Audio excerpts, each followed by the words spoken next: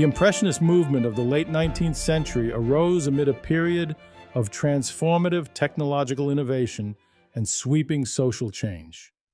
In Paris, a bold group of revolutionary artists embraced these disruptive changes and new technologies, leveraging them to turn the staid and moribund art world on its head. In 19th century France, an artist's ability to exhibit and sell their work depended on two key institutions. The first was the Salon, an annual exhibition that attracted up to 400,000 visitors and served as the primary platform for artists seeking commercial success. The second was the state-funded Académie des Beaux-Arts, which limited access to the Salon to artists who conformed to its strict artistic standards. The standards of the Academy, exemplified by Paul Delaroche's Virgin and Child, prioritized idealized beauty, historical themes, formal compositions, and technical precision.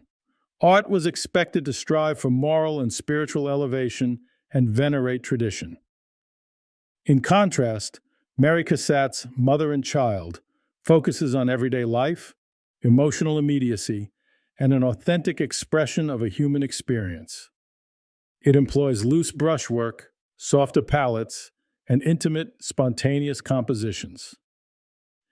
The Impressionists rejected the Academy's focus on an idealized past and embraced modernity. They immersed themselves in new technologies, modern urban culture, and new ways of seeing, informed by photography and optical science.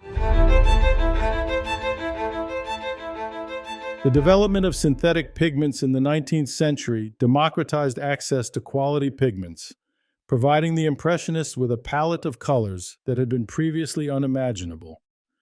These affordable and safer alternatives replaced the expensive and toxic pigments artists had relied on for centuries.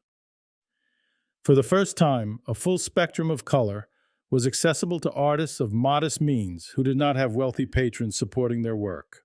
In 1841, American portrait painter and inventor John Gough Rand created a collapsible metal paint tube with a crimped end for closure, a groundbreaking innovation in paint storage.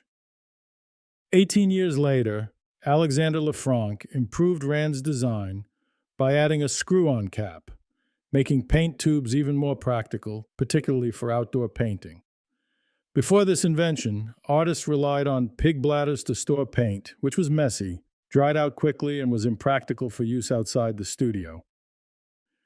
The portable tubes provided the Impressionists with the mobility to venture into the countryside, parks, and urban settings to paint directly from nature. Renoir famously stated, "Without colors in tubes, there would be no Cézanne, no Monet, no Pissarro, and no Impressionism." By the 1870s, rail networks in Paris were well established, giving the Impressionists access to the countryside and the coast. With rail travel and a portable paint kit, new worlds of light and color opened to the Impressionists. Monet's series of paintings, such as Haystacks, exemplify how access to rural settings allowed artists to explore the effects of light at different times and under varying weather conditions in nature. At the same time, Baron Haussmann's transformation of Paris from a medieval city to a modern metropolis with wide boulevards, cafes, theaters, and expansive public parks gave rise to a vibrant leisure culture. The Impressionists were inspired to explore and depict this new urban culture in all its forms in new and innovative ways. The invention of photography in the mid-19th century profoundly impacted the art of painting.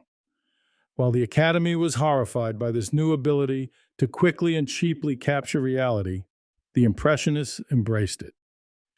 The first Impressionist exhibition was held in the studio of the well-known photographer Nadar.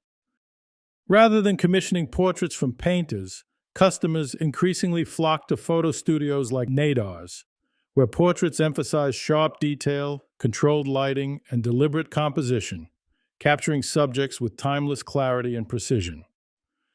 Photography, in turn, freed painters to explore more expressive and emotional forms of representation.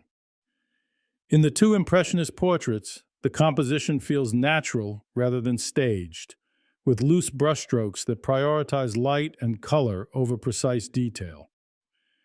The subjects are seamlessly integrated into their environments, emphasizing their connection to the surrounding world, such as the protective intimacy of the cradle or the breezy, spontaneous outdoor setting of Woman with a Parasol. Early snapshot handheld photography introduced a cropped, asymmetrical, and spontaneous framing that inspired the Impressionists. Among them, Edgar Degas stood out for his deep engagement with photography. While many Impressionists drew inspiration from the medium's immediacy, Degas uniquely integrated photography into his creative process. He made his own photos for study and referenced work like Muybridge's studies of humans and animals in motion. Though Degas' work appears spontaneous and snapshot-like, this effect was the result of a methodical, analytical process in which photography was an indispensable tool.